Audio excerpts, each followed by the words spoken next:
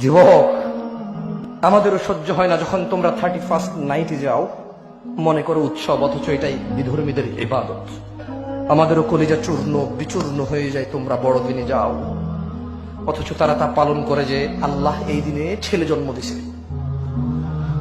তোমরা যখন যাও আমাদের কলিজা ভেঙে যায়, তখন আমরা তোমাদেরকে বলি না, they are not Muslim।